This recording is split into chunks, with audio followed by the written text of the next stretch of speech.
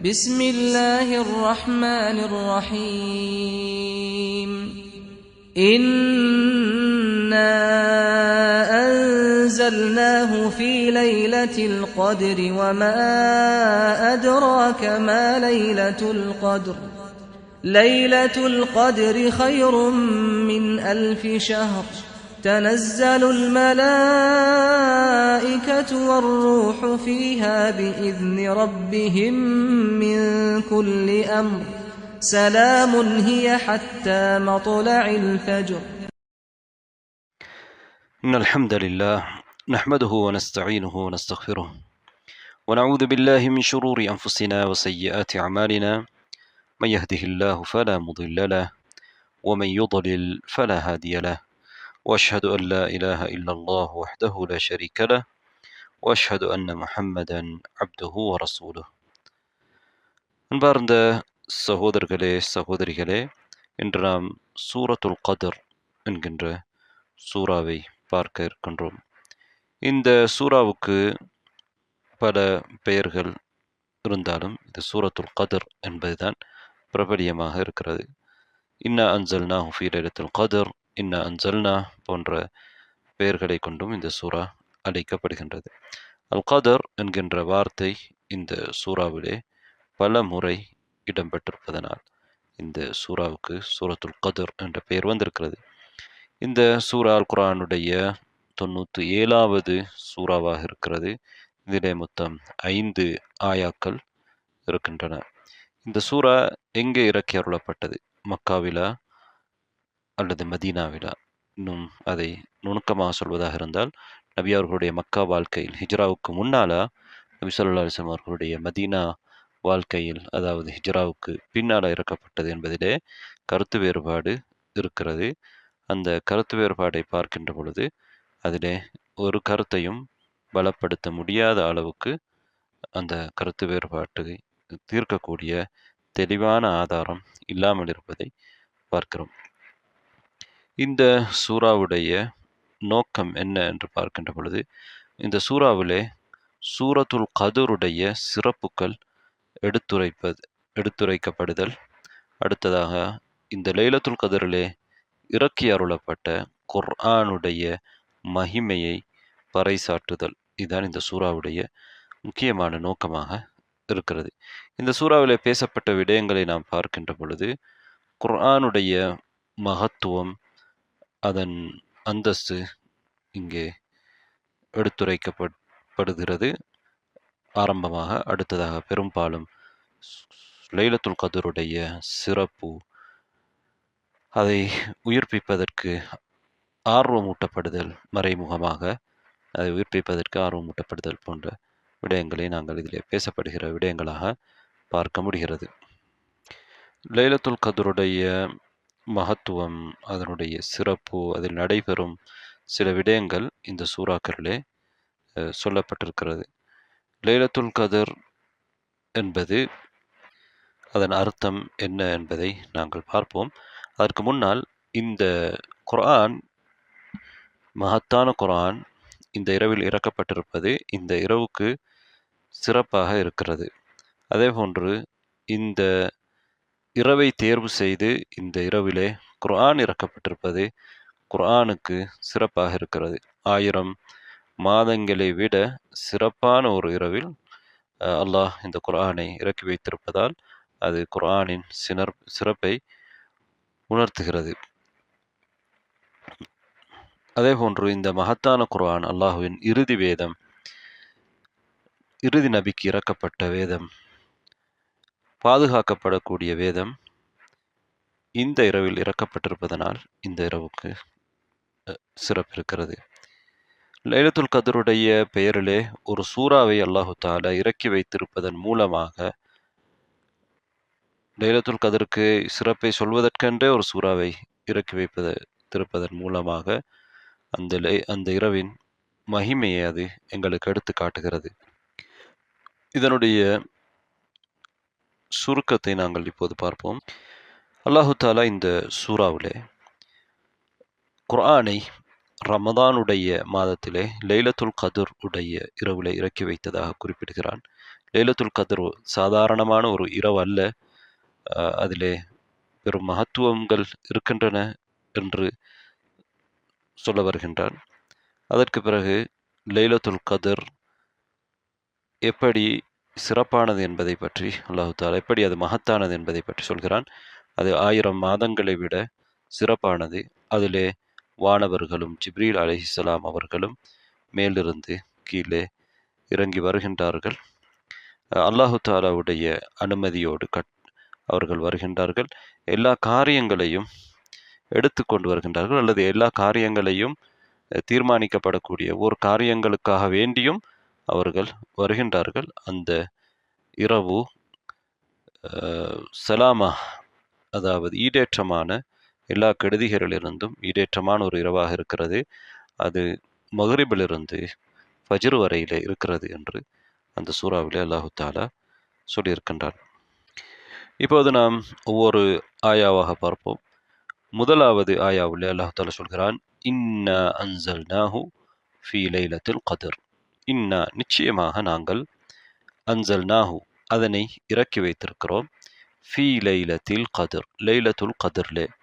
கத்ர் என்பது கதருடைய இரவு என்று நாங்கள் சொல்கின்றோம். லைலத்துல் கத்ர், கதருடைய இரவென்றால் என்ன? இதற்கு 2 அர்த்தங்கள் இருக்கின்றன. ஒன்று அதாவது கண்ணியமான இரவு. ஒன்று கண்ணியமான இரவு. அடுத்ததாக தீர்மானிக்கப்படுகின்ற, நிர்ணயிக்கப்படுகின்ற, விதிகள் விதிக்கப்படுகின்ற இரவு. கத்ர் என்பதற்கு 2 அர்த்தங்கள் இருக்கின்றன. இந்த சூறாவுக்கும் இந்த லைலத்துல் கத்ர் என்கின்ற சொல் வந்ததனால்தான் அந்த பெயரும் வந்திருக்கிற சூரத்துல் கத்ர். இந்த 2 அர்த்தங்களும் இந்த சொல்லுக்கு இங்கே கொடுக்க முடியும். லைலத்துல் கத்ர் என்பது ஒரு கண்ணியமான இரவு, அதே நேரத்திலே எல்லா காரியங்களும் தீர்மானிக்கப்படுகின்ற, விதிக்கப்படுகின்ற ஒரு இரவு. விதி என்பது அதிலே பல வகை இருக்கின்றன. நாங்கள் இப்போது அதுக்கு முன்னால் அல்லாஹு தாலா இந்த ஆரம்பமாக என்ன சொல்கிறான் என்றால், நிச்சயமாக நாங்கள் அதனை இறக்கி இருக்கிறோம் என்று குர்ஆனை சொல்கின்றான். அதனை நாங்கள் லைலத்துல் கத்ருடைய இரவிலே இறக்கியிருக்கின்றோம். இதே போன்று குர்ஆனிலே சூரத்து துஹானுடைய 3வது ஆயாவிலே அல்லாஹ் என்ன சொல்கிறான், இன்னா அன்சல்நாஹு ஃபீ லைலத்தின் முபாரகா.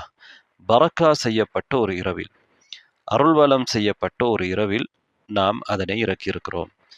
இங்கே லைலத்துல் கத்ருலே இறக்கியிருக்கிறோம். எனவே அருள்வளம் செய்யப்பட்ட இரவு லைலத்துல் கத்ருடைய இரவுதான் என்று இந்த ஆயாவுக்கு விளக்கமாக இருக்கிறது. லைலத்துல் கத்ர் என்பது அருள்வளம் செய்யப்பட்ட இரவென்று தெரிகிறது. 2 ஆயாவை நாங்கள் சேர்த்து பார்க்கின்ற பொழுது, குர்ஆன் இறக்கப்பட்ட இரவு அது அருள்வளம் பெற்ற இரவு, அதே நேரத்திலே அது லைலத்துல் கத்ருடைய இரவு என்று சொல்கிறது. இந்த லைலத்துல் கத்ர் எங்கே இருக்கிறது என்பதை, எந்த மாதத்திலே இருக்கிறது என்பதை இன்னொரு ஆயா எங்களுக்கு சொல்கிறது. சூரத்துல் பக்ராவுடைய 185வது ஆயாவுல எல்லாம் சொல்கிறான், ஷஹ்ரு ரமதான் அல்லதி உன்சில ஃபீஹில் குர்ஆன். ரமதான் மாதம் குர்ஆன் இறக்கி அருளப்பட்ட மாதம் என்று சொல்கிறான். குர்ஆன் இறக்கி அருளப்பட்டது லைலத்துல் கத்ர் என்று ஒன்றிலே சொல்லியிருக்கிறான், முபாரக்கான இரவென்று இன்னொன்றிலே சொல்லியிருக்கிறான், ரமதான் மாதத்திலே குர்ஆன் இறக்கி அருளப்பட்டது என்று இன்னொரு ஆயாவிலே சொல்லியிருக்கிறான். குர்ஆன் ரமதான் மாதத்திலே லைலத்துல் கத்ரனும் முபாரக்கான இரவிலே அல்லாஹ் இறக்கி அருளி இருக்கிறான் என்பது தெளிவாகிறது. ரமதான் மாதத்தின் எந்த பகுதியில் லைலத்துல் கத்ர் இருக்கிறது என்பதை நபிகள் நாயகம் ஸல்லல்லாஹு அலைஹி வஸல்லம் அவர்களுடைய ஹதீஸிலே தெளிவுபடுத்தப்பட்டிருக்கிறது. ரமதான் மாதத்தின் கடைசி 10 நாட்களில் நீங்கள் லைலத்துல் கத்ரை தேடிக்கொள்ளுங்கள் என்று நபி அவர்கள் சொல்கிறார்கள். அதிலும் ஒற்றைப்படை நாட்கள் மிகவும் ஆதரவு வைக்கப்படுகிற நாட்களாக இருக்கின்றன. ரமதான் மாதத்தின் கடைசி 10 ஒற்றைப்படை நாட்களிலே வருவதற்கு அதிக வாய்ப்பு இருக்கிறது. எப்படியோ அது ரமதான் மாதத்தின் கடைசி 10 தான் அந்த லைலத்துல் கத்ர் இருக்கிறது என்பதை ஹதீஸ் எங்களுக்கு தெளிவுபடுத்தி இருக்கிறது. இங்கே அல்லாஹு தஆலா லைலத்துல் கத்ரிலே நாங்கள் குர்ஆனை இறக்கி இருக்கிறோம் என்று சொல்கின்றார். எங்களுக்கு தெரியும், குர்ஆன் ஒரே அடியாக நபிகள் நாயகம் ஸல்லல்லாஹு அலைஹி வஸல்லம் அவர்களுக்கு இறக்கி அருளப்படவில்லை. 23 வருடங்கள் காலங்களில் நிகழ்வுகளுக்கு ஏற்ப அல்லாஹு தஆலா அந்த சூறாவை, ஒவ்வொரு சூறாக்கள், ஒவ்வொரு ஆயாக்கள் அல்லது பல ஆயாக்கள் இவ்வாறு இறக்கி அருளி இருக்கின்றான். அப்படியே இருக்கும் பொழுது எப்படி நாங்கள் லைலத்துல் கத்ருடைய இரவிலே குர்ஆன் இறக்கி அருளப்பட்டது என்று சொல்வதென்றால் அதிலே 2 விடயங்கள் இருக்கின்றன. ஒன்று, முழு குர்ஆனும் எழுதப்பட்ட நிலையிலே கீழ்வானத்துக்கு இறக்கி அருளப்பட்டது. இப்னு அப்பாஸ் ரதியல்லாஹு அன்ஹு அவர்கள் இதை சொல்லியிருக்கிறார்கள். இது லைலத்துல் கத்ருடைய இரவிலே குர்ஆனை அல்லாஹ் இறக்கி வைத்தான் என்றால் என்ன அர்த்தம் என்றால், கீழ்வானத்துக்கு இறக்கி அருளப்பட்டது. இது எப்படி இறக்கி அருளப்பட்டிருக்கிறது? எழுத்து வடிவிலே இறக்கி அருளப்பட்டிருக்கிறது. எங்களுக்கு தெரியும், குர்ஆனை நபிகள் நாயகம் ஸல்லல்லாஹு அலைஹி வஸல்லம் அவர்களுக்கு அல்லாஹு தஆலா இறக்குகின்ற பொழுது ஜிப்ரீல் அலைஹிஸ்ஸலாம் அவர்கள் மூலமாக மத்லூ ஓதப்படுகிற நிலையிலே தான் அல்லாஹு தஆலா இறக்கியிருக்கிறான். ஜிப்ரீல் அலைஹிஸ்ஸலாம் அவர்கள் அல்லாஹ்விடமிருந்து செவிமடுத்து நேரடியாக அதனை நபிகள் நாயகம் ஸல்லல்லாஹு அலைஹி வஸல்லம் அவர்களுக்கு கொண்டு வந்து ஒப்புவிப்பார்கள். இது அல்லாமல் அல்லாஹு தஆலா சில வேதங்கள் எழுத்து வடிவிலே இறக்கப்பட்டதை போன்று முழு குர்ஆனையும் லைலத்துல் கத்ருடைய இரவிலே கீழ்வானத்துக்கு இறக்கி அருளியிருக்கிறான். இவ்வாறு அல்லாஹு தஆலா 2 முறையிலே குர்ஆனை இறக்கி அருளியிருக்கிறான். ஒன்று, ஓசை வடிவிலே ஓதப்படுகிற வடிவிலே ஜிப்ரீல் அலைஹிஸ்ஸலாம் மூலம் இறக்கி அருளியிருக்கிறான். நபி அவர்கள் 23 வருட காலங்களிலே அது இறக்கி அருளப்பட்டிருக்கிறது. முழு குர்ஆனும் எழுதப்பட்ட நிலையிலே கீழ்வானத்துக்கு இப்னு அப்பாஸ் ரதியல்லாஹு அன்ஹு அவர்கள் சொல்வதை போன்று இறக்கி அருளப்பட்டது. இது இப்னு அப்பாஸ் ரதியல்லாஹு அன்ஹு அவர்களுடைய சொந்த கருத்தாக இருக்க முடியாது. ஏனென்றால் இது ஆய்வு செய்வதற்குரிய விடயம் அல்ல. அல்லாஹ் மேலிருந்து கீழே ஒரு விடயத்தை இறக்குவது என்பது ஆய்வு செய்து சொல்ல முடியாது. அது ஒரு அறிவித்தலின் அடிப்படையிலே, தகவலின் அடிப்படையிலே தான் சொல்ல முடியும். இந்த தகவலை இப்னு அப்பாஸ் ரதியல்லாஹு அன்ஹு அவர்கள் பனு இஸ்ரவேலர்களிடமிருந்து எடுக்கவும் முடியாது. முன்னர் உள்ள வேதங்களை படித்து அல்லது அவர்களிடத்தில் இருக்கு என்றால் இது இஸ்லாமிய ஒரு கருத்து, குர்ஆனோடு சம்பந்தப்பட்டது. அதனால் இது அவர்கள் நபிகள் நாயகம் ஸல்லல்லாஹு அலைஹி வஸல்லம் அவர்களிடமிருந்து தான் அல்லது சஹாபாக்களிடமிருந்து தான் இந்த கருத்தை அவர்கள் எடுத்திருக்க வேண்டும். எனவே அது ஒரு கருத்து. அடுத்ததாக இந்த குர்ஆன் முதலாவதாக எப்போது இறங்க ஆரம்பித்தது? அது இந்த லைலத்துல் கத்ருடைய இரவிலே ஆரம்பித்தது என்ற ஒரு கருத்தும் இருக்கிறது. 2 கருத்துமே சரியானதுதான். எனவே முழு குர்ஆனையும் அல்லாஹு தஆலா கீழ்வானத்துக்கு இறக்கி அருளி எழுத்து வடிவிலே இறக்கி அருளி வைத்திருப்பதும், அது எந்த நோக்கத்திற்காக இறக்கி அருளி இருக்கிறான்? அல்லாஹு அலம். என்றாலும் அதனை நாங்கள் அனுமானிக்க முடிகிறது. அதேபோன்று 2வது, இந்த நபிகள் நாயகம் ஸல்லல்லாஹு அலைஹி வஸல்லம் அவர்களுக்கு முதலாவது இறக்கி அருளப்பட்ட 5 ஆயாக்கள் சூரத்துல் அலக்குடைய ஆயாக்கள், அதுவும் இந்த லைலத்துல் கத்ரிலே தான் இறக்கி அருளப்படுவதற்கு ஆரம்பிக்கப்பட்டது. கீழ்வானத்துக்கு அல்லாஹு தஆலா இறக்கி அருளி இருப்பது இந்த உம்மாவுக்குரிய சிறப்பை காட்டுவதாக பல அறிஞர்கள் சொல்லியிருக்கிறார்கள். அல்லாஹு தஆலா இந்த உம்மத்தை சிறப்பிப்பதற்காக குர்ஆனை 2 முறையிலே இறக்கி அருளி இருக்கிறான். எழுத்து வடிவிலே ஒரே அடியாக கீழ்வானத்துக்கு இறக்கியது ஒரு முறை. அதே போன்று இந்த சிறப்பு ஏனைய வேதங்களுக்கு இருப்பதை போன்று குர்ஆனுக்கும் இருக்கிறது. அப்படி இறக்கப்பட்டு அதே போன்று சிறுக சிறுக 23 வருடங்களிலே இறக்கி அருளப்பட்டிருப்பது இந்த குர்ஆனுக்குரிய ஒரு தனிச்சிறப்பாக இருக்கிறது. இதுவும் இந்த 2 முறையில் இறக்கப்பட்டிருப்பது குர்ஆனை ஒரு கௌரவிக்கின்ற ஒரு விடயம், இந்த உம்மாவை கௌரவிக்கின்ற ஒரு விடயமாக நபிகள் நாயகம் ஸல்லல்லாஹு அலைஹி வஸல்லம் அவர்களை, இந்த குர்ஆன் அருளப்பட்ட நபி அவர்களை கௌரவிக்கும் ஒரு செயலாக பார்க்க முடியும்.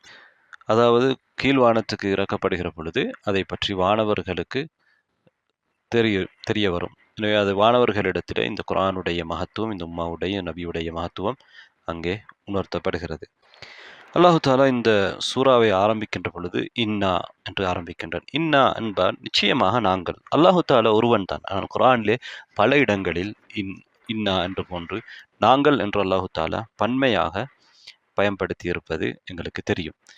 இது அல்லாஹு தஆலாவின் மகத்துவத்தை குறிப்பதற்கு பயன்படுத்தப்பட்டிருக்கிறது. அதாவது உலகத்திலும் நாம் அரபு மொழியிலே இவ்வாறான வார்த்தை பிரயோகங்கள் பயன்படுத்துவதுண்டு மகத்துவத்தை குறிப்பதற்கு. ஒரு அரசன் தன்னுடைய மகத்துவத்தை, தன்னிடம் இருக்கும் ஆள்பலம், படைபலங்களை குறிப்பதற்கு, அதை உணர்த்துவதற்கு நாங்கள் என்கின்ற வார்த்தையை பயன்படுத்துவதை இன்றும் அவதானிக்க முடிகிறது. அல்லாஹு தஆலா மகத்தானவன், அவன் எல்லா பலமும் மிக்கவன். எனவே அவனுடைய மகத்துவம், அவனுக்கு இருக்கும் அதிகமான பெயர்கள், பண்புகள், பெரும் படைகள், வானவர்கள் போன்ற எல்லாவற்றையும் உணர்த்துகின்ற விதத்திலே அல்லாஹ்வின் மகத்துவத்தை, கண்ணியத்தை குறிக்கின்ற விதத்திலே நாங்கள் என்று பயன்படுத்தப்படுகிறது. எந்த இடத்திலே ஏகத்துவத்தை அழுத்தி சொல்ல வேண்டிய முக்கியத்துவம் இருக்கிறதோ அந்த இடத்திலே அல்லாஹு தாலா ஒருமையிலே பயன்படுத்துவதையும் நாங்கள் பார்க்கலாம். என்னையே நீங்கள் வணங்க வேண்டும், என்னை மட்டுமே நீங்கள் வணங்க வேண்டும், அல்லாஹ் ஒருவனே உங்களுடைய இறைவன், இது போன்ற வார்த்தைகளை குர்ஆனிலே நீங்கள் நிறைய பார்க்கலாம். அடுத்ததாக பார்ப்போம். இன்னா, அதிலே நிச்சயமாக, இன்னா என்பதிலே என்ன இருக்கிறது? நிச்சயமாக என்ற அர்த்தம் இருக்கிறது. நிச்சயமாக என்பது ஒரு உறுதிப்படுத்துகிற அரபு மொழியிலே உறுதியாக ஒரு விடயத்தை சொல்கிற பொழுது இன்னா என்று இன்ன என்ற வார்த்தையை பயன்படுத்துவார்கள். எனவே நிச்சயமாக என்று அல்லாஹ் தஆலா இங்கே ஆரம்பித்திருக்கிறான். நிச்சயமாக நாங்கள் அன்சல்நாஹு, அதனை இறக்கி வைத்தோம். அன்சல்நாஹு, அதனை, இங்கே குர்ஆன் என்று சொல்லாமல் அதை பிரதிபெயர் சொல்லே அதனை இறக்கி வைத்திருக்கிறோம் என்று அல்லாஹ் தஆலா சொல்லியிருக்கிறான். இதன் அர்த்தம் என்னவென்றால், குர்ஆன் என்பது மக்களிடத்திலே அறியப்பட்டது. குர்ஆனிலே பல இடங்களிலே குர்ஆனை பயன்படுத்துவதற்கு ஹூ என்ற வார்த்தை, அதனை என்ற வார்த்தை பிரதிபெயர் சொல் பயன்படுத்தப்பட்டிருக்கிறது. எனவே பொதுவாக முஸ்லீம்களுக்கு மத்தியிலே அல்லது குறிப்பாக குர்ஆனிலே இவ்வாறு பயன்படுத்தப்படுகிற பொழுது அந்த இடத்துக்கு குர்ஆன் என்ற அர்த்தம் கொடுக்க முடியுமாக இருக்கிற பொழுது அந்த அர்த்தம் கொடுப்பது தான் ஒரு வளமையாக, ஒரு பெரும்பான்மையான ஒரு முறையாக இருப்பதை நாங்கள் பார்க்க முடிகிறது. அந்த அளவுக்கு குர்ஆன் மூமின்களுடைய உள்ளங்களுக்கு நெருக்கமானது. அதனுடைய பெயரை கூட சொல்ல தேவையில்லை. அதனை என்றாலே குர்ஆன் தான் அங்கே நாடப்படுகிறது என்பது அங்கே உணர்த்தப்படுகிறது. இன்னா அன்சல்நாஹு. அதேபோல் அன்சல்நாஹு என்பது மேலே இருந்து கீழே இறக்குவதை குறிக்கும். எனவே அல்லாஹ் ரப்புல் ஆலமீன் மேலே இருக்கிறான் என்பதையும் அது குறிக்கிறது. அதே போன்று காபிர்கள் குர்ஆன் அல்லாஹ்விடமிருந்து இறக்க அருளப்பட்டதை மறுத்தார்கள். அதனால் அல்லாஹு தாலா இங்கே நிச்சயமாக நாங்கள் அதனை இறக்கியிருக்கிறோம் என்பதிலிருந்து அல்லாஹ் தான் அதனை இறக்கியிருக்கிறான் என்பதை, குர்ஆனை இறைவேதம் என்பது மறுப்பவர்களுக்கு மறுப்பு சொல்லப்பட்டிருக்கிறது. இந்த குர்ஆனை பற்றி அல்லாஹ் இந்த ஆயாவில் என்ன சொல்கிறான் என்றால், நிச்சயமாக நாங்கள் இறக்கி வைத்திருக்கிறோம் என்று அல்லாஹு தாலா சொல்லியிருக்கிறான். தானே இந்த குர்ஆனை இறக்கி இருப்பதாக சொல்லியிருக்கிறான்.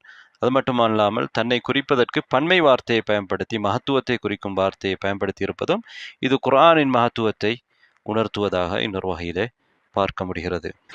இங்கு இன்னொரு விடயத்தை நாம் கவனிக்க வேண்டும். சூரத்துல் அலக், இதற்கு முன்னால் உள்ள சூரா. சூரத்துல் அலக்கிலே எத்தனை ஆயாக்கள் இருக்கின்றன? 19 ஆயாக்கள் இருக்கின்றன. இந்த சூறாவிலே 5 ஆயாக்கள் இருக்கின்றன. இதை அடுத்து வரக்கூடிய சூரா சூரத்துல் பையினா.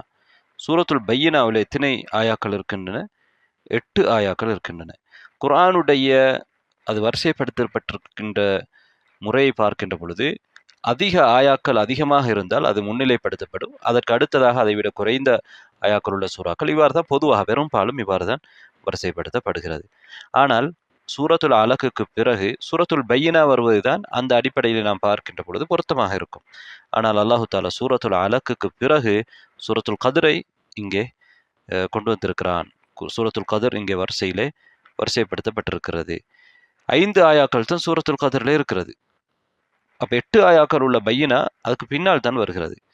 நாங்கள் எனவே அந்த வரிசைப்படி பார்க்கின்ற பொழுது இறங்கு வரிசையிலே அது வரிசைப்படுத்தப்படுவதை பார்த்தால் சூரத்துல் பையினா வந்திருக்க வேண்டும். ஆனால் இங்கே அல்லாஹு தாலா இன்னா அன்சல்நாஹு என்று சொல்கிற பொழுது அதற்கு முன்னால் சொன்ன அந்த சூரத்துல் அலக்கை சுட்டி காட்டுகின்ற விதத்திலே இந்த சூரா இருக்கிறது.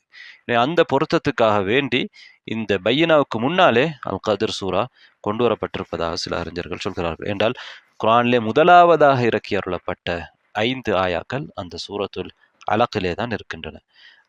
அதை சுட்டி காட்டுகிற விதத்திலே இந்த குர்ஆனிலே முதலாவதாக இறக்கப்பட்ட இந்த ஆயாக்கள் இன்னா அன்சல்நாஹு, நாங்கள் இந்த குர்ஆனை இறக்கியிருக்கிறோம் என்றால் குறிப்பாக அந்த முதல் 5 ஆயாக்களும் நாங்கள் அதனை லைலத்துல் கதிரிலே இறக்கியிருக்கிறோம் என்பதை குறிக்கின்ற விதத்திலே அமைந்திருக்கிறது. இந்த ஆயாவின் கடைசி பகுதியில் அல்லாஹ் என்ன சொல்கிறான்? ஃபீ லைலத்தில் கதிர், கதிருடைய இரவில். நாம் ஏற்கனவே சொன்னோம் கதிருக்கு 2 அர்த்தங்கள் இருக்கின்றன. ஒன்று கண்ணியம், இது கண்ணியமான இரவு, கண்ணியப்படுத்தப்பட்ட இரவு, குர்ஆன் இறக்கப்பட்ட இரவு என்பதனால் அந்த அர்த்தம் இதற்கு இருக்கிறது. அதே போன்று இது விதிகள் தீர்மானிக்கப்படுகின்ற இரவு. கதிர் என்பதற்கு தக்தீர் என்ற விதிகள் தீர்மானிக்கப்படுதல் என்ற அர்த்தமும் இருக்கிறது. இந்த இரண்டும் இந்த இரவுக்கு பொருத்தமான பெயர்கள் தான். இந்த இரண்டு அர்த்தங்களும் இதற்கு இருக்கிறது. ஏனென்றால் இந்த இரவை பற்றி அல்லாஹு தாலா வேறொரு சூறாவிலே சொல்கிற பொழுது என்ன சொல்கின்றான்? இன்னா அன்சல்நாஹு ஃபீ லைலத்தின் முபாரக்கா, முபாரக்கான பரக்கா செய்யப்பட்ட அருள்வலம் செய்யப்பட்ட இரவுலே நாங்கள் இதனை இறக்கி வைத்தோம். இன்னா குன்னா முந்திரின், நிச்சயமாக நாம் இவ்வேதத்தின் மூலம் அச்சமூட்டி எச்சரிக்கை செய்பவராயிருக்கிறோம். குர்ஆன் மூலமாக அல்லாஹ் தஆலா அச்சமூட்டி எச்சரிக்கை செய்கின்றான். ஃபீஹா யுஃப்ரகு குல்லு அம்ரின் ஹக்கீம், அதிலே தான் ஒவ்வொரு காரியங்களும் அதில் என்றால் அந்த இரவுலே, லைலத்துல் கத்ருடைய இரவுலே, அந்த முபாரக்கான இரவுலே, யுஃப்ரகு குல்லு அம்ரின் ஹக்கீம், அம்ரன் மின் ஐந்தினா, எங்களிடமிருந்து நம்மிடமிருந்து உறுதி செய்யப்பட்ட, ஹக்கீம் உறுதி செய்யப்பட்ட தீர்க்கமான ஒவ்வொரு காரியமும், குல்லு அம்ரின் ஹக்கீம் ஒவ்வொரு காரியமும் யுஃப்ரக் தெளிவுபடுத்தப்படுகிறது, பிரிக்கப்படுகிறது, தீர்மானிக்கப்படுகிறது. எனவே அல்லாஹு தாலா இந்த ஒவ்வொரு காரியத்தையும் இந்த இரவுலே தீர்மானிக்கின்றான். எனவே இந்த லைலத்துல் கத்ர் இந்த கண்ணியமான இரவு குர்ஆன் இறங்கப்பட்டதனால் அதே போன்று அது கதருடைய விதியுடைய ஒரு இரவு. இங்கே குறிப்பிடப்படுவது வருடாந்த விதி.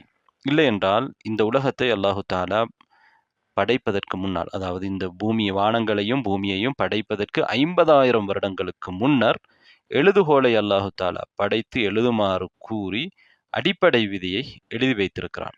லஹுல் மஹ்ஃபூதிலே அடிப்படை விதியை எழுதி வைத்திருக்கிறான். அந்த விதியிலே எந்த மாற்றமும் வராது. பிரார்த்தனை செய்வதன் மூலமாகவும் அந்த விதியிலே எந்த மாற்றமும் வரமாட்டாது. அதல்லாமல் ஒரு மனிதனுடைய வாழ்க்கை விதி, அவன் எவ்வளவு காலம் இந்த உலகத்திலே வாழ இருக்கிறான், அவனுடைய ரிஸ்க் எவ்வளவு போன்றதெல்லாம் அவன் பிறக்கின்ற அந்த தாயுடைய வயிற்றிலே இருக்கின்ற காலத்திலே எழுதப்படுகிறது. அது லஹுல் மஹ்ஃபூதிலே இருப்பதற்கு முரணானது அல்ல. ஆனால் அதை தனியாக அதை எடுத்து எழுதப்படுகிறது. இது வாழ்நாள் விதி. இவ்வாறான விதியும் இருக்கிறது. இங்கே சொல்லப்படுவது வருடாந்த விதி. இந்த வருடத்திலே, இந்த லைலத்துல் கத்ரிலிருந்து அடுத்த லைலத்துல் கத்ர் வரையிலே உள்ள நாட்களிலே, இரவுகளிலே, காலங்களிலே இந்த மனிதன் என்ன செய்ய போகிறான் போன்ற விதிகள் எழுதப்படுகின்றன. இது தனியாக பிரித்தெடுத்து எழுதப்படுகின்ற அடிப்படை விதி லஹுல் மஹ்ஃபூதிலே இருக்கும். அன்பார்ந்த சகோதரர்களே, சகோதரிகளே, இப்போது நாம் இந்த இரண்டாவது ஆயாவுக்கு வருவோம். அல்லாஹு தஆலா லைலத்துல் கத்ருடைய இரவிலே நாம் குர்ஆனை இறக்கியதாக சொல்லியிருக்கின்றான். தொடர்ந்து என்ன சொல்கிறான்? வமா அதராக மா லைலத்துல் கத்ர், லைலத்துல் கத்ர் என்றால் என்ன என்று உமக்கு அறிவித்தது எது? லைலத்துல் கத்ர் என்றால் என்ன என்று உமக்கு அறிவித்தது எது? இப்படியான வார்த்தை பிரயோகங்கள் குர்ஆனிலே பல இடங்களிலே வந்திருக்கிறது. இதன் அர்த்தத்தை நாம் ஏற்கனவே பார்த்திருக்கிறோம்.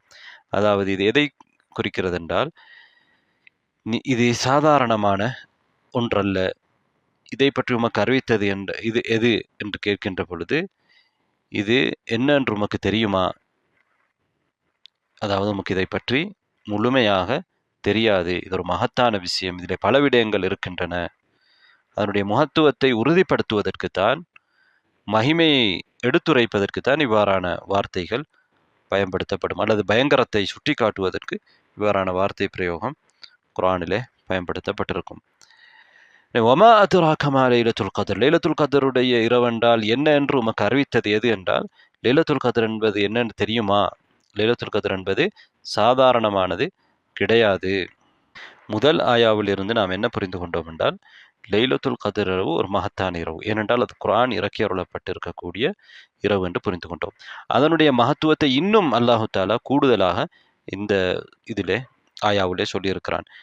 அந்த குர்ஆன் இறக்கப்பட்ட இரவு என்பது சாதாரணமாக நீங்கள் நினைப்பதை போன்று இரவல்ல. உங்களுக்கு தெரியாத பல விடயங்கள் அந்த இரவிலே இருக்கின்றன. வமா அதராக மா லைலத்துல் கத்ர். அல்லாஹ் தஆலா இவ்வாறு சொல்கிற பொழுது அதனுடைய விளக்கத்தை பின்னால் சொல்வான். வமா அதராக என்ற வார்த்தையை குர்ஆனிலே பயன்படுத்துகிற பொழுது, வமா அதராக மா என்று உமக்கு அது என்ன என்று அறிவித்தது எது என்று கேட்கின்ற பொழுது அதனுடைய விளக்கம் என்ன என்பதை சொல்வான். சில நேரம் இது இறந்த கால வினையிலே இவ்வாறு பயன்படுத்தப்படும். சில நேரங்களிலே ஒமா யுத்ரீக என்று சொல்லி பயன்படுத்துகின்ற பொழுது உமக்கு எது அறிவிக்கும் அப்படின்னு நிகழ்கால வினை அல்லது எதிர்கால வினையில பயன்படுத்துகிற பொழுது அங்கே அதனுடைய விளக்கம் பெரும்பாலும் இருக்காது. இப்போ மறுமை நாளை பற்றி சொல்கிற பொழுது ஒமா யுத்ரீக லஅல்ல ஸாஅத தகூனு கரீபா என்று அல்லாஹ் தஆலா சொல்வதை போல அங்கே மறுமை நாளை பற்றி சொல்கின்றன. அங்கே விளக்கம் வரவில்லை என்றால் அது மூடலான ஒரு விடயம். மறுமையிலே நாங்கள் போய் அதனுடைய முழுமையான விவரத்தை பார்க்க இருக்கிறோம். இந்த ஆயா லைலத்துல் கத்ரை பற்றி இன்னும் அறிவதற்கான ஆர்வத்தை தூண்டுகிறது, ஆசையை தூண்டுகிறது.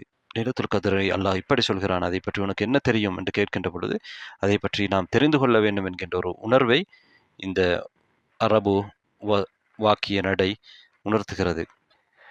அதே போன்று லைலத்துல் கத்ரை நாங்கள் அதில் உயிர்ப்பிக்க வேண்டும், அது முக்கியம், அதிலே அமல் செய்ய வேண்டும் என்பதற்கான ஒரு ஆசையையும் ஊட்டுகிறது. லைலத்துல் கத்ரிலே குர்ஆன் இறக்கப்பட்டிருக்கிறது என்று முதலிலே சொன்னது ஓரளவுக்கு ஆர்வம் ஊட்டினாலும் மனிதன் சோம்பேறித்தனத்தினால் அதிலே ஆர்வப்படாமல் இருக்கலாம். அதனால் இன்னும் ஆர்வமை ஊட்டுகின்ற விதத்திலே அதை நீங்கள் சாதாரணமாக எடுக்கக்கூடாது என்று அடுத்த ஆயா சொல்கிறது.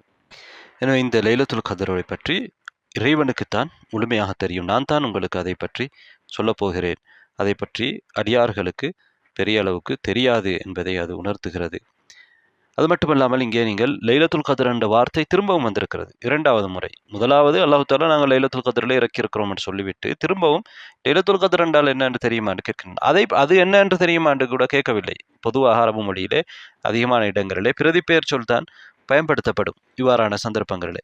ஆனால் இங்கே பிரதிபெயர் சொல் பயன்படுத்தாமல் நேரடியாக வெளிப்படையான பெயரையே பயன்படுத்தப்பட்டிருக்கிறது. திரும்பவும் லைலத்துல் கத்ர் என்ற வார்த்தை அதை என்று சொல்லாமல் லைலத்துல் கத்ர் என்ற வார்த்தையை பயன்படுத்தி இருப்பது அந்த லைலத்துல் கத்ருடைய முக்கியத்துவத்தை குறிப்பதாக அரபு மொழியிலே பார்க்கப்படுகிறது. இப்போது மூன்றாவது ஆயாவை பார்ப்போம். மூன்றாவது ஆயாவிலே அல்லாஹு தஆலா கேட்ட கேள்விக்கு பதில் சொல்கிறான். அவனே பதில் சொல்கிறான். லைலத்துல் கத்ர் என்றால் என்ன தெரியுமா என்று சொல்லி கேட்டுட்டு அல்லாஹ் தஆலா என்ன சொல்கிறான்? லைலத்துல் கத்ரி ഖൈറുൻ மின் அல்ஃபி ஷஹர். லைலத்துல் கத்ர் என்பது திரும்பவும் லைலத்துல் கத்ர் என்ற சொல்லை அல்லாஹ் தஆலா மூன்றாவது முறையும் பயன்படுத்தியிருக்கான். அது என்று கூட சொல்லவில்லை, ஹிய என்று சொல்லவில்லை. அது அந்த லைலத்துல் கத்ருடைய இரவு ഖൈറു மின் அல்ஃபி ஷஹர் 1000 மாதங்களை விட சிறந்ததுன்னு சொல்லாமல் திரும்பவும் மூன்றாவது முறையும் லைலத்துல் கத்ரி லைலத்துல் கத்ர் என்ற இது லைலத்துல் கத்ரை திரும்ப திரும்ப சொல்வதன் மூலமாக அதனுடைய அழுத்தத்தை அதனுடைய முக்கியத்துவத்தை பதிய வைக்கக்கூடியதாக அது அமைந்திருக்கிறது. லைலத்துல் கத்ரி ഖൈറുன் சிறந்தது. எதை விட சிறந்தது? மின் அல்ஃபி ஷஹர் 1000 ஷஹர் மாதங்கள். அல்ஃப் என்றால் 1000, ஷஹர் மாதங்கள். 1000 மாதங்களை விட சிறந்தது. 1000 மாதங்களுக்கு சமமானது என்று கூட அல்லாஹ் சொல்லவில்லை. லைலத்துல் கத்ர் என்பது 1000 மாதங்களுக்கு சமமானது இல்லை, 1000 மாதங்களை விடவும் சிறந்தது. 1000 மாதங்களை விட சிறந்தது என்று சொல்லும் பொழுது 1000 மாதங்களை விட 2000, 3000 என்று எத்தனையும் இருக்கலாம். அது ஒவ்வொருத்தரை பொறுத்து. குறைந்தது 1000 மாதங்கள்.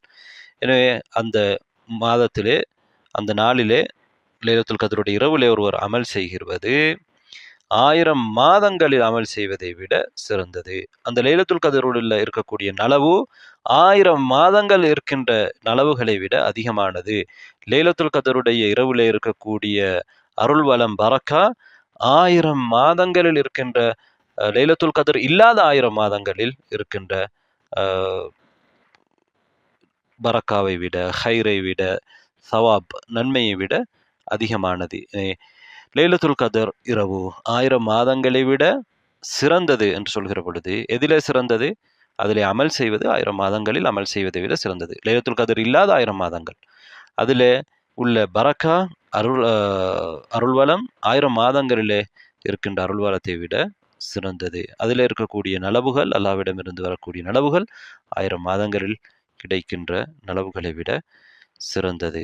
நபிகள் நாயகம் ஸல்லல்லாஹு அலைஹி வஸல்லம் அவர்கள் சொன்னார்கள், மன் காம லைலத்துல் கத்ரி ஈமானன் வஹ்திசாபன் குஃபிர லஹு மா தகத்தம மின் தம்பி.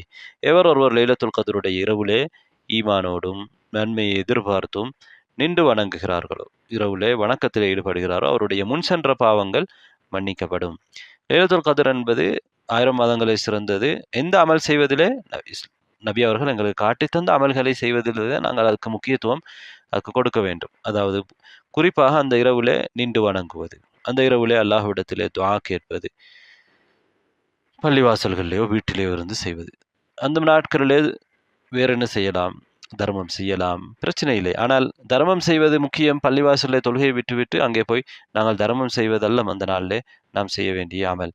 அந்த இரவிலே நாம் செய்ய வேண்டியது, அந்த இரவை நாம் தொழுகை மூலமாக, துஆ மூலமாக, திக்ர் மூலமாக உயிர்ப்பிப்பதுதான் அங்கே நாடப்படுகிறது. இன்றைய காலத்திலே சிலர் சொல்கின்ற விளக்கங்களை போல் லைலத்துல் கத்ர் என்பது பள்ளிவாசலுக்குள் 4 பூட்டிய அறைக்குள் இருக்கக்கூடாது, ஏழைகளை பார்க்க வேண்டும், அனாதைகளை பார்க்க வேண்டும். அதெல்லாம் யாரும் வேண்டாம் என்று சொல்லவில்லை. அதற்குரிய நேரத்திலே, பகல் நேரங்களிலே அதை செய்யலாம். ஆனால் லைலத்துல் கத்ருடைய இரவிலே ஒருவர் இபாதாவிலே தான் ஈடுபட வேண்டும். இதுதான் சலஃபுகளிடமிருந்தும் அறியப்பட்ட ஒரு விடயமாக இருக்கிறது. இந்த ஆயா உண்மையிலே லைலத்துல் கத்ர் 1000 மாதங்களை விட சிறந்தது என்று சொல்கிற பொழுது, அது ஒருவரை, ஒரு முஸ்லிமை அமல் செய்வதற்கு, அதிலே நின்று வணங்குவதற்கு தூண்டக்கூடியதாக இருக்கிறது. எனவே ஒரு முஸ்லிம் இவ்வளவு பெரிய ஒரு பாக்கியம், 1000 மாதம் என்பது சாதாரணமானது கிடையாது. ஒரு மனிதனுடைய வாழ்க்கை, முழு வாழ்க்கையை விட அதிகம் என்று சொல்ல வேண்டும். அதாவது 83 வருடங்களும் 4 மாதங்களும், 83 வருடங்களும் 4 மாதங்களும் தான் 1000 மாதம் என்பது. ஒரு மனிதன் இந்த உலகத்தில் 83 வருடங்கள் 4 மாதங்கள் வாழ்ந்தாலும் அவனால் எல்லா நேரங்களிலும் அமல் செய்ய முடியாது. அவன் அமல் செய்கின்ற நேரம் குறைவாக இருக்கும். தூங்குகின்ற நேரம், ஒரு நாளையிலே 3ல் ஒரு பகுதி அவன் தூங்குவான். உண்ணுவதற்குரிய நேரம், அவனுடைய தேவைகளை நிறைவேற்றுவதற்குரிய நேரம், சம்பாதிப்பதற்குரிய நேரம், வேலைகளை செய்வதற்குரிய நேரம் என்று பெரும்பாலான நேரம் போய்விடும். இபாதத் செய்கின்ற நேரம் மிக மிக குறைவு. ஆனால் ஒரு இரவிலே இபாதத் செய்வதன் மூலமாக இந்த 83 வருடங்கள் 4 மாதங்கள் தொடர்ந்து ஒருவர் இபாதத் செய்ததை விட அதிகமான நன்மை கிடைப்பதாக இருந்தால் அது மிகப்பெரிய ஒரு சிறப்பு. அதைவிட பெரிய சிறப்பு எதுவும் இல்லை என்று சொல்ல முடியும். எனவே இந்த நாட்களை அடைந்து கொள்வதற்கு ரமதானுடைய மாதத்திலே கடைசி 10 நாட்களிலே முயற்சி செய்தால் போதுமானது. கடைசி 10 நாட்களிலே ஒரு நாள் தான் இருக்கப் போகிறது. அந்த 10 நாட்களையும் ஒருவர் உயிர்ப்பித்தார். நபிகள் நாயகம் ஸல்லல்லாஹு அலைஹி வஸல்லம் அவர்கள் 10 நாட்களையும் உயிர்ப்பித்தார்கள். 10 நாட்களும் இஅ்திகாஃப் இருந்தார்கள். 10 நாட்களும் நின்று வணங்கினார்கள். எனவே அதிலே 10 நாட்களையும் அவர் உயிர்ப்பித்தால், அது அந்த ஒரு நாளில், ஒரு நாள் என்று நான் சொல்வது இங்கே இரவு, அந்த ஒரு இரவு லைலத்துல் கத்ர் உடைய இரவாக கட்டாயமாக நிச்சயமாக இருக்கப் போகிறது. சிலர் இன்று அது இருக்குமா, 27 மட்டும் இருக்குமா, அல்லது 21 மட்டும் இருக்குமா, 23 மட்டும் இருக்குமா, 25 மட்டும் இருக்குமா என்று தெரிவு செய்து செய்கின்ற பொழுது அவருக்கு தவறி போகலாம். அல்லது ஒற்றைப்படையை மட்டும் பார்க்கின்ற பொழுது, ஒற்றைப்படையை அவர் பிழையாக கணிக்கின்ற பொழுது அவருக்கு தவறி போகலாம். அதனால் 10 நாட்களும் ஒருவர் சிரமம் எடுத்துக்கொண்டால் அவர் மிகப்பெரிய பாக்கியசாலிதான்.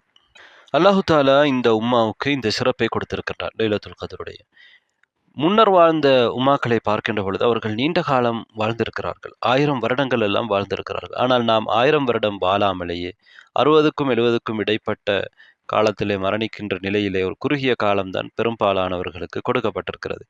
இவ்வாறான நிலையிலே கூட பெரும் சமுதாயங்கள், நீண்ட காலம் வாழ்ந்த சமுதாயங்கள் அடையாத நன்மைகளை அடைவதற்குரிய வழியை அல்லாஹு தாலா இங்கே எங்களுக்கு வைத்திருக்கின்றான். இது அல்லாஹு இந்த உம்மத்துக்கு செய்த, இந்த இறுதி நபிக்கு செய்த ஒரு சிறப்பாக இருக்கிறது. இந்த ஆயாவிலிருந்து நாம் இன்னொன்றை புரிந்து கொள்கிறோம். காலங்கள் வித்தியாசப்படுகின்றன. அது ஒரு காலத்தை விட ஒரு காலம் சிறப்பாக இருக்கின்றன. அதில் மிகச்சிறந்த இரவு லைலத்துல் கத்ருடைய இரவு. அதே போன்று மிகச்சிறந்த பகல் துல்ஹிஜ்ஜா மாதத்துடைய 10வது நாள், அல்லது அது 9வது நாள் அரஃபாவுடைய நாள். அதே மாதிரி அதற்கு அடுத்து வரக்கூடிய 11வது நாள் யோமுல் கர். அதே போன்று நாட்கள் என்று நீங்கள் எடுத்துக்கொண்டால் மிகச்சிறந்த நாட்கள், பகல் பொழுதுகள் துல்ஹிஜ்ஜா மாதத்துடைய முதல் 10 நாட்கள். இரவுகள் என்று எடுத்துக்கொள்கிற பொழுது நீங்கள் ரமதானுடைய இறுதி 10 இரவுகள் சிறந்த இரவுகள். இவ்வாறு அல்லாஹு தாலா ஒவ்வொரு காலத்தை விட ஒரு காலத்தை சிறப்பித்து வைத்திருக்கின்றான். அதன் மூலமாக எங்களுக்கு அமல் செய்வதற்குரிய ஆர்வத்தை ஊட்டுகின்றான். அல்லாஹு தாலா தன்னுடைய அருளால் எங்களுக்கு அதில் அமல் செய்கிற பொழுது நிறைய கூலிகளை, நன்மைகளை தருகின்றான். எனவே ஒரு அமல் அது செய்கின்ற காலம் அல்லது இடம் அல்லது செய்கின்ற முறை, இவற்றை பொறுத்து அதனுடைய நன்மை அதிகரிக்கின்றன. ஒரே அமலை, ஒரே தொழுகையை ஒருவர் ஒரு இடத்திலே தொழுவதை விட இன்னொரு இடத்திலே தொழுகின்ற பொழுது கூட நன்மை கிடைக்கிறது. மஸ்ஜிது நபவியிலே தொழுகிற பொழுது அல்லது மஸ்ஜிதுல் ஹராமிலே தொழுகிற பொழுது அவருக்கு கூடுதல் நன்மை கிடைக்கிறது. அல்லது மஸ்ஜிதுல் அக்ஸாவிலே தொழுகிற பொழுது ஏனைய இடங்களிலே தொழுவதை விட கூடுதல் நன்மை கிடைக்கிறது. அதே போன்றுதான் வேறு நேரங்களிலே ஒருவர் இரவு வணக்கத்திலே ஈடுபடுவதை விட லைலத்துல் கத்ரிலே அவர் இரவு வணக்கத்திலே ஈடுபடுகின்ற பொழுது அவருக்கு கூடுதல் நன்மை கிடைக்கிறது. அதே போன்று தொழுகை முறை 2 பேர் ஒரே இடத்திலே ஒரே தொழுகை ஒரே நேரத்திலே தொழக்கூடியவர்களாக இருக்கலாம். ஆனால் 2 பேருடைய தொழுகைக்கும் இடையிலே நன்மையிலே வித்தியாசம் இருக்கும். அதாவது மலைக்கும் மடுவுக்கும் இடையிலே உள்ள வித்தியாசம் இருக்கலாம். அவருடைய இஹ்லாஸை பொறுத்து, அவர் அதை நிறைவேற்றுவதை பொறுத்து, அவருடைய உள்ளத்தில் ஏற்படுகின்ற எண்ணத்தை பொறுத்து அந்த முறைக்கு அல்லாஹு தாலா கூடுதல் நன்மையை கொடுக்கக்கூடியவனாக இருக்கின்றான். எங்களுக்கு தெரியும், ஒரு தொழுகை தனியாக தொழுகிற பொழுது அவருக்கு கிடைக்கின்ற நன்மை விட அதே தொழுகை அவர் ஜமாத்தாக தொழுகிற பொழுது குறைந்தது 25 மடங்கு கூடுதல் நன்மை அவருக்கு கிடைக்கிறது. எனவே அமல்கள் பல்வேறு காரணங்களால் உயர்வடைகிறது. அந்த அமல்களுக்கு இடையிலே ஏற்றத்தாழ்வு வித்தியாசம் ஏற்படுகிறது. இவ்வளவு பெரிய ஒரு சிறப்பு குர்ஆனை அல்லாஹ் இறக்கிய இரவுக்கு வைத்திருக்கின்றான். அல்லாஹு தாலா குர்ஆனை இறக்குவதற்கு இப்படியான ஒரு சிறப்பான இரவை தெரிவு செய்திருப்பது குர்ஆனுக்கும் ஒரு பெரிய சிறப்பாக இருக்கிறது. 2வது ஆயாவிலே அது எப்படிப்பட்ட இரவு என்று அல்லாஹ் கேட்டது மாத்திரமல்லாமல் அது எப்படிப்பட்ட இரவு என்பதை 3வது ஆயாவிலே பதில் சொல்லி இருப்பதோடு நிறுத்தி கொள்ளாமல் 4வது ஆயாவிலே அல்லாஹ் இன்னும் அது எந்த அளவுக்கு சிறப்பாக இருக்கிறது, அதில் என்ன நடக்கிறது என்பதை விவரிக்கின்றான். 4வது ஆயாவிலே என்ன சொல்கிறான்? ததனஸ்ஸலுல் மலாயிகா, வானவர்கள் இறங்குகிறார்கள். ததனஸ்ஸல், இறங்குகிறார்கள். அதாவது வானவர்கள் ஒரு இறங்கினார்கள் என்று அல்லாஹ் சொல்லவில்லை, இறங்குகிறார்கள். அது எனவே தொடர்ந்து நடந்து கொண்டிருக்கக்கூடிய ஒரு விடயம். லைலத்துல் கத்ர் இரவு என்பது நபி அவர்களுடைய காலத்தோடு முடிந்து விட்டது, குர்ஆன் இறங்கிய அந்த ஆண்டோடு முடிந்து விட்டது, அப்படி அல்ல. அது தொடர்ந்து நடந்து கொண்டிருக்கிறது. வானவர்கள் இறங்கிவிட்டார்கள், இறங்கினார்கள் என்று சொல்லவில்லை, இறங்குவார்கள், இறங்குகிறார்கள் என்று அல்லாஹ் தஆலா சொல்கிறான். அரபியில சொல்வார்கள் ஃபிஅல் முதாரி. இது எதிர்காலத்தை குறிக்கக்கூடிய ஒரு சொல்லாக இங்கே பயன்படுத்தப்பட்டிருக்கிறது. வானவர்கள் அதிலே இறங்குவார்கள். வர்ரூஹ், ரூஹும் அதிலே இறங்குவார். ரூஹ் என்றால் யார்? ஜிப்ரீல் அலைஹிஸ்ஸலாம் அவர்களும் அதிலே இறங்குவார்கள். வானவர்கள் ஒரு இடத்துக்கு வருகிறார்கள் என்றால் அது அந்த இடத்துக்குரிய சிறப்பை காட்டுகிறது. பள்ளிவாசல்களிலே, திக்ரு மஜ்லிஸ்களிலே வானவர்கள் வருவார்கள். ஒரு வீட்டிலே உருவப்படங்கள் இருக்கின்ற பொழுது, நாய் இருக்கின்ற பொழுது வானவர்கள் அங்கே வரமாட்டார்கள். வானவர்கள் ஒரு இடத்துக்கு வருவது அந்த இடத்துக்குரிய சிறப்பை, அந்த இடத்திலே பரக்கா இருப்பதை, அருள்வளம் இருப்பதை, அல்லாஹ்வுடைய ரஹ்மா இருப்பதை குறிக்கிறது. வானவர்கள் ஒரு இடத்துக்கு வராமல் இருப்பது அந்த இடத்திலே அப்படியான நிலைமை இல்லை என்பதை குறிக்கிறது. அங்கே ஷைத்தானுக்குரிய அதிகாரம் இருக்கும் வானவர்கள் இல்லாத இடத்திலே. வானவர்கள் இறங்குகிற இடத்திலே ஷைத்தானுக்குரிய அதிகாரம் இருக்காது. அதனால்தான் லைலத்துல் கத்ருடைய இரவிலே ஷைத்தானுடைய அதிகாரம் இருக்காது. ஷைத்தானுடைய அதிகாரம் ரமதானுடைய மாதத்தில் குன்றி போகும். அதேபோல் லைலத்துல் கத்ருடைய இரவிலே இன்னும் அதனுடைய அதிகாரம், ஷைத்தான்களுக்குரிய அதிகாரம் இல்லாமல் போகும். எங்களுக்கு தெரியும், ஷைத்தான்கள் ரமதானுடைய மாதத்திலே கட்டி வைக்கப்படுகிறார்கள் என்ற என்ன அர்த்தம் என்பது பல விளக்கங்கள் இருக்கின்றன. எப்படி இருந்தாலும் ஷைத்தான்கள் ஏனைய காலங்களில் செய்யக்கூடிய தீங்குகளை ரமதானுடைய காலத்திலே செய்ய முடியாது. குறிப்பாக ரமதானுடைய மாதத்திலே நோன்பு நோக்கக்கூடியவர்களுக்கு, அதில் இபாதா செய்யக்கூடியவர்களுக்கு. அது மட்டுமல்லாமல் ஷைத்தான்களுடைய தாக்கமும் குறைவாக இருக்கும். அல்லாஹ் பின்னால் சலாம் என்று சொல்லியிருக்கிறான், பற்றி நாங்கள் பின்னால் பார்ப்போம். எனவே இங்கே எல்லாம் என்ன சொல்கிறான்? 4வது ஆயாவிலே வானவர்கள், மலாய்க்காமார்கள் அதிலே இறங்குகிறார்கள். எங்கே இறங்குகிறார்கள்? மேலே இருந்து கீழ்வானத்துக்கு இறங்குகிறார்கள், அது பூமிக்கு இறங்குகிறார்கள். என வெளிப்படையாக தெரியக்கூடிய விடயம், பூமிக்கு இறங்குகிறார்கள். வானவர்கள் பூமிக்கு இறங்குகிறார்கள் லைலத்துல் கத்ருடைய இரவுலே. அல்லாஹு தஆலா வானவர்கள் இறங்குவதை அந்த இரவுக்குரிய ஒரு சிறப்பாக இங்கே சொல்லியிருக்கிறான். பள்ளிவாசல்கள் அல்லாஹு தாலாவுக்கு விருப்பமான இடங்கள். அந்த இடத்திலே வானவர்கள் இருப்பார்கள். குர்ஆன் ஓதப்படுகிற இடங்கள் சிறப்பான இடங்கள். அந்த இடத்திலே வானவர்களுக்குரிய வருகைக்குரிய இடங்கள். ஷைத்தான் ஓடுகின்ற இடங்கள். அமல்கள் நல்ல அமல்கள் செய்யப்படுகிற நல்ல இடங்களிலே வானவர்களுக்குரிய வருகை இருக்கும். தனஸ்ஸலுல் மலாயிகத்து வர்ரூஹ், ரூஹ் என்பது ஜிப்ரீல். அல்லாஹ் தஆலா வானவர்கள் என்று சொன்னாலே போதும், ஜிப்ரீல் அலைஹிஸ்ஸலாம் அதிலே அடங்கி விடுவார்கள். ஆனால் வர்ரூஹ் மேலதிகமாக அல்லாஹ் தஆலா ரூஹும் இறங்குவார் என்று அல்லாஹ் தஆலா சொல்கிறான்.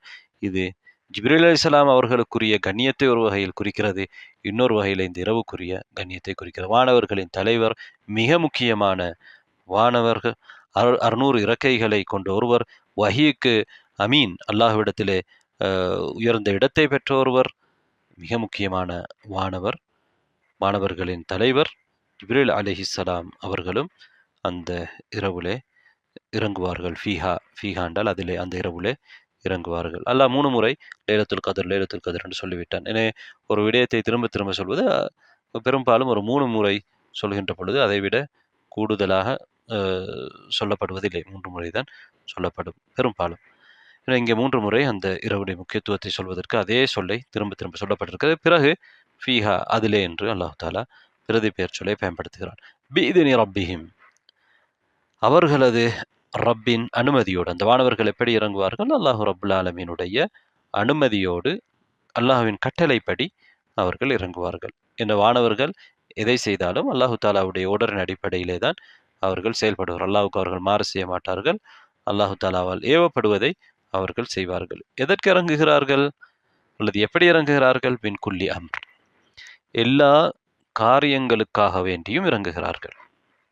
எல்லா காரியங்களுக்காக வேண்டியும், ஒவ்வொரு காரியங்களுக்காக வேண்டியும், ஒவ்வொரு கட்டளைகளுக்காக வேண்டியும். 2 அர்த்தம் கொடுக்கலாம். அம்ர் என்பது அரபு மொழியிலே ஒவ்வொரு காரியம் என்றும் சொல்லலாம். அம்ர் இது ஒரு விடயம்.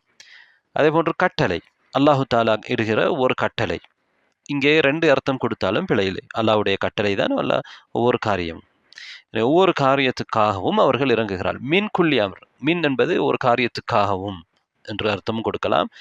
அல்லது பிக்குல்லி அம்ருடைய எல்லா காரியத்தோடும், எல்லா காரியங்களை கொண்டும், எல்லா விடயங்களை கொண்டும் அவர்கள் இறங்குகிறார்கள். இங்கே என்ன அர்த்தம் என்றால், அல்லாஹு தாலா அந்த வருடத்திலே தீர்மானிக்கின்ற ஒவ்வொரு தீர்மானத்தையும் எடுத்துக்கொண்டு அவர்கள் இறங்குகிறார்கள் என்றும் விளக்கம் கொடுத்திருக்கிறார்கள். என்றால் அல்லாஹ் தாலா சூரத்து துஹானுடைய 4வது ஆயாவிலே நாம் ஏற்கனவே பார்த்தோம். என்ன சொல்கிறான்? லைலத்துல் கத்ருடைய இரவை பற்றி, குர்ஆன் இறங்கிய இரவை பற்றி, ஃபீஹா யுஃப்ரகு குல்லு அம்ரின் ஹக்கீம், தீர்க்கமான ஒவ்வொரு காரியமும் அதிலே தீர்மானிக்கப்படுகிறது, விளக்கப்படுகிறது, தெளிவுபடுத்தப்படுகிறது. எனவே அங்கே விதி தீர்மானிக்கப்படுகிற இரவாக அது இருக்கிறது. ஒவ்வொரு காரியமும் அங்கே தீர்மானிக்கப்படுகிறது. அந்த ஒவ்வொரு காரியத்திற்காக வேண்டியும் அல்லது அந்த ஒவ்வொரு காரியத்தையும் எடுத்துக்கொண்டும் மாணவர்கள் அந்த இரவுலே இறங்குகிறார்கள்.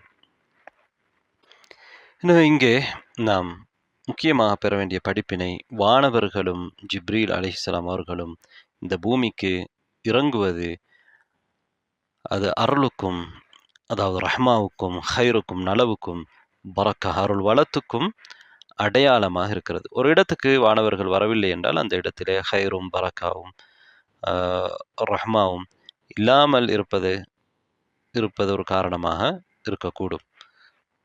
இப்போது நாம் 5வது ஆயாவை பார்ப்போம். அதில் அல்லாஹ் என்ன சொல்கிறான்? சலாமுன், ஈடேற்றமானது, ஹிய, அது என்றால் லைலத்துல் கத்ர், லைலத்துல் கத்ருடைய இரவு ஈடேற்றமானது. இங்கே ஈடேற்றமான சலாம் என்று சொல்கிற பொழுது அது தீங்குகளிலிருந்து ஈடேற்றமானது என்பதை குறிக்கிறது. கெடுதிகளிலிருந்து பாதுகாப்பானது என்பதை குறிக்கிறது. ஏனையவற்ற தீங்குகளிலிருந்து, அதிலே தீங்குகள் ஏற்படுவதிலிருந்து பாதுகாப்பானது. இங்கே பாருங்கள், ஹிய சலாமுன் என்பதுதான் சாதாரணமான அரபு நடை. அந்த இரவு சலாமான இரவு என்று சொல்ல வேண்டும். ஆனால் இங்கே சலாமுன் ஹிய என்று எது முன்னால் வர வேண்டுமோ அது பின்னால் வர வேண்டியது முன்னாலும் பயன்படுத்தப்பட்டிருப்பது அரபு மொழி நடையிலே உறுதியாக ஒரு விடயத்தை சொல்வதற்கு பயன்படுத்தப்படுகிறது. தொடர்ந்து அல்லாஹ் என்ன சொல்கிறான்? ஹத்தா, வரை, மத்லஇல் ஃபஜ்ர், ஃபஜ்ர் உதயமாகும் வரை. இரவு என்பதே மக்ரிபோடு ஆரம்பிக்கிறது. அதான் இரவு என்பது. எங்களிடத்திலே இரவு என்றால் சூரியன் மறைந்ததிலிருந்து இரவு ஆரம்பம். எப்போது இரவு முடியும்? ஃபஜ்ர் வரை. ஃபஜ்ரிலே இரவு முடியும். இங்கே லைலத்துல் கத்ருடைய இரவுடைய சிறப்பு இரவின் ஒரு பகுதியை மாத்திரம் குறிக்காது, முழு இரவையும் அது குறிக்கும் என்பதை இந்த வார்த்தை பிரயோகம் உணர்த்துகிறது. லைலத்துல் கத்ர் சூரியன் மறைந்ததிலிருந்து ஃபஜ்ர் உதயமாகும் வரையுள்ள காலம் இதிலே சலாம் இருக்கும். இது லைலத்துல் கத்ருடைய இரவு. இந்த முழு இரவையும் நாம் பயன்படுத்த வேண்டும். அந்த லைலத்துல் கத்ருடைய இரவிலே ஒரு பகுதி அல்ல, ஒரு பகுதிக்கு மட்டும்தான் அந்த சிறப்பா? இல்லை, முழு இரவுக்கும் அந்த சிறப்பு இருக்கிறது என்பதை இது உணர்த்துகிறது. அல்லாஹு தாலா அந்த இரவு முடிகின்ற நேரத்தையும் இங்கே குறிப்பிட்டு சொல்லியிருப்பது, அது முடிவதற்கு முன்னால் அதனை முழுமையாக பயன்படுத்தி கொள்வதற்கு ஆர்வமூட்டப்பட்டிருக்கிறது. மனிதர்கள் ஆர்வத்தோடு அதிலே அதிகமான அமல்கள் செய்ய வேண்டும், அது ஃபஜ்ருடைய நேரம் வருவதற்கு முன்னால் என்று ஒரு ஆர்வமூட்டல் இங்கே இருக்கிறது. முன்னால் உள்ள ஆயாவிலே வானவர்கள் இறங்குகிறார்கள் என்று சொல்லப்பட்டிருக்கிறது. இங்கே சலாம் என்று சொல்லப்பட்டிருக்கிறது. எனவே வானவர்கள் இறங்குவதனால் சலாம் அங்கே ஏற்படுகிறது. வானவர்கள் இறங்கும் பொழுது ஷைத்தானுடைய அதிகாரம் குறைகிறது. எனவே அங்கே சலாம் இருக்கும், ஈடேற்றம் இருக்கும், கெடுதிகளிலிருந்து ஒரு பாதுகாக்கப்பட்ட ஒரு நிலை இருக்கும். குறிப்பாக அந்த இரவிலே அமல் செய்யக்கூடியவர்களுக்கு, அந்த இரவை அடைய வேண்டும் என்று முயற்சி செய்யக்கூடியவர்களுக்கு அந்த சலாம் கிடைக்கும். பொதுவாக வானவர்கள் 2 நோக்கங்களுக்காக இறங்குவார்கள். முக்கியமாக ஒன்று நலவுக்காக இறங்குவார்கள். அதிலே இங்கே இறங்குவதை போல சில நேரத்தில் தண்டனை கொடுப்பதற்காக, லூத் நபியுடைய கூட்டத்துக்கு தண்டனை கொடுப்பதற்காக வானவர்கள் வந்தார்கள்.